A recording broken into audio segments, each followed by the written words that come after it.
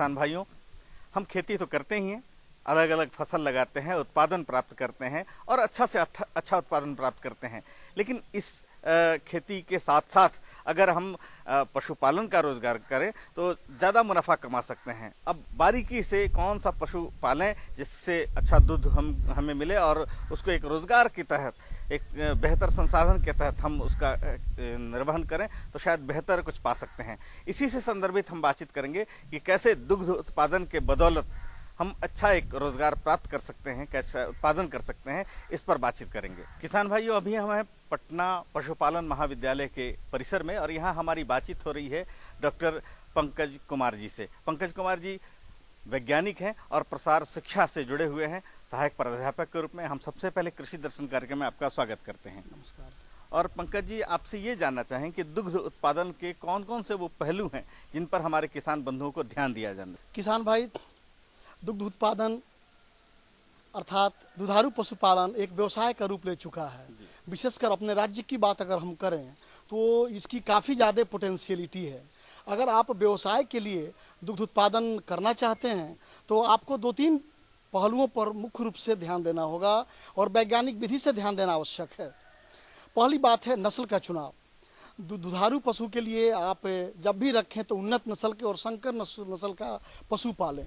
अगर गाय की हम बात करें तो बिहार प्रांत के लिए जर्सी, फ्रीजियन के संकर नस्लें, थरपाकर, रेड सिंधी की संकर नस्लें आप पाल सकते हैं। इनकी दूध उत्पादन क्षमता अच्छी होने के साथ साथ सबसे बड़ी बात है कि ये हमारे वातावरण में पल बढ़ रही हैं तो इनमें इनकी शरीर की रोग प्रतिरोधक क्षमता भी अधिक होती है। ये वातावरण के प्रति एडजस्ट कर गई हैं, ये बीमार कम पड़ती हैं। अगर हम भैंसों की बात करें तो मुर्रा नस्ल की भैंस हमारे लिए उपयुक्त पाई गई है और वैज्ञानिक अनुशंसित ये किस्म है, अतः आप मुर्रा नस्ल की भैंस कर सकते हैं।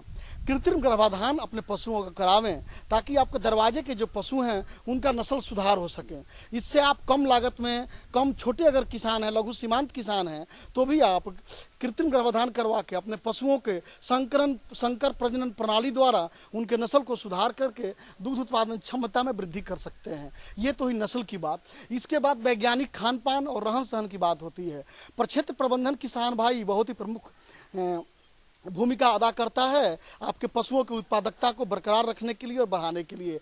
प्रक्षेत्र की साफ सफाई, गर्मी का दिन आ रहा है, गर्मी के दिन में उनका रख रखाव और लू की हवाओं का सीधा प्रवेश आपके पशुशाला में नहीं होना चाहिए। विशेषकर कटरे कटरियों और बच्चों को लू से बचाना आवश्यक है। स्वच्छ ताजे पानी की व्यवस्था सुनिश्चित करें क्योंकि दुग्ध की उत्पादकता पानी पर निर्भर करती है। विशेषकर इन गर्मियों के दिनों में अगर पानी दिन में 2 बार 3 बार स्वच्छ ताज़ा पानी अगर न देंगे तो निश्चित तौर पर दुग्ध की उत्पादकता पशुओं की घट जाएगी और आपको इस व्यवसाय में घाटा होगा। आहार प्रबंधन में हरे चारे का विशेष महत्व है।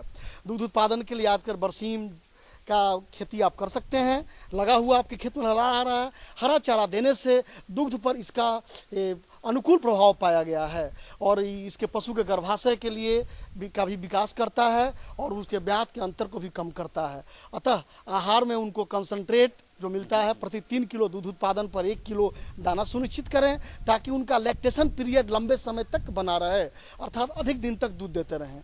इसके लिए प्रति 3 किलो दूध पर 1 किलो दाना और 1 किलो अतिरिक्त दाना पशु के शारीरिक विकास के लिए इस अनुपात में आपको दाना देना चाहिए। और हरे चारा की मात्रा प्रति वयस्क पशु 15 से 20 किलो अवश्य दें। इन छोटी छोटी बातों का ख्याल करके अर्थात प्रक्षेत्र प्रबंधन, उनका आहार प्रबंधन एवं नस्ल के चुनाव के साथ आप चाहें तो पशु को स्वस्थ रख सकते हैं, स्वास्थ्य प्रबंधन पर खर्च को कम कर सकते हैं और दुग्ध की उत्पादकता न सिर्फ बरकरार रख सकते हैं बल्कि अब बढ़ा सकते हैं।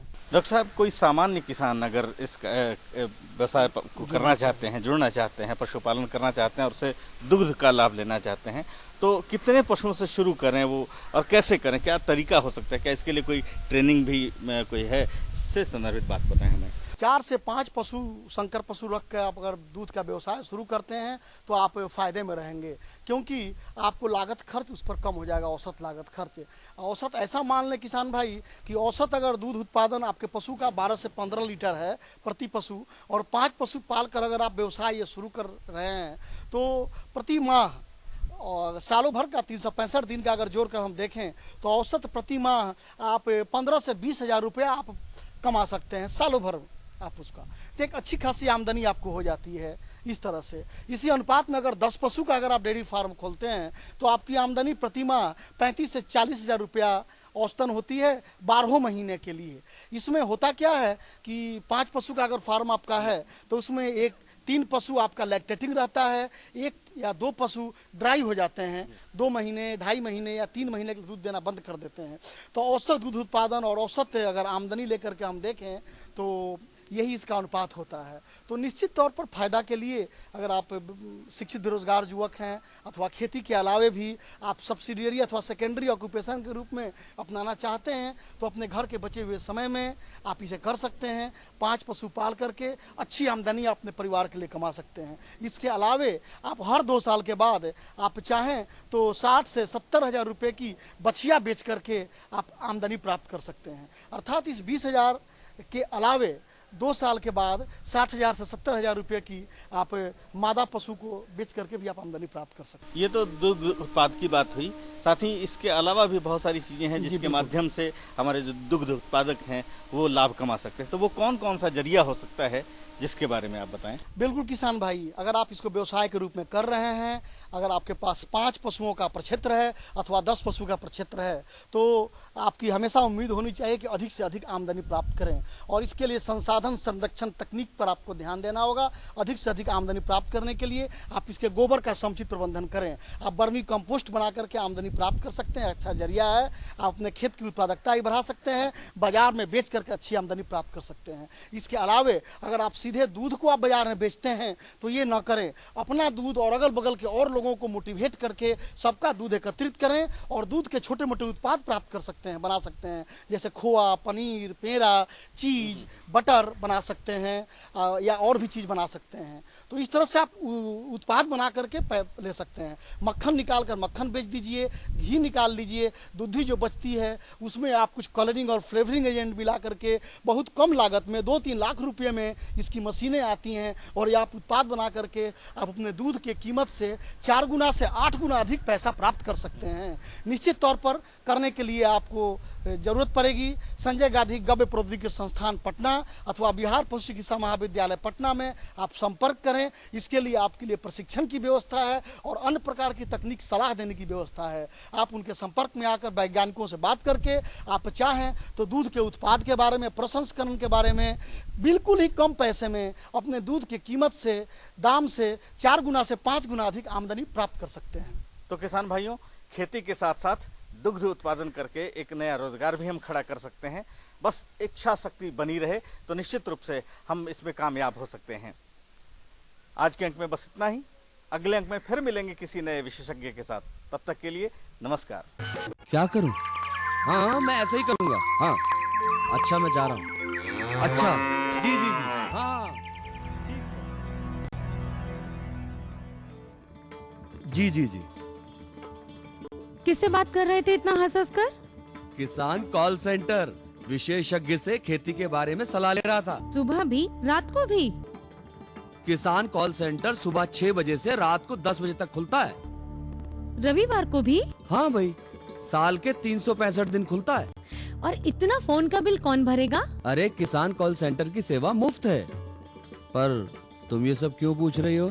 मैं तो कुछ और ही समझी थी। किसान भाई, कृषि संबंधी समस्याओं का अपनी भाषा में तुरंत समाधान पाने के लिए पूरे भारत में किसी भी फोन से राष्ट्रीय हेल्पलाइन नंबर 1800-1801-551 पर संपर्क करें। किसानों का दोस्त किसान कॉल सेंटर।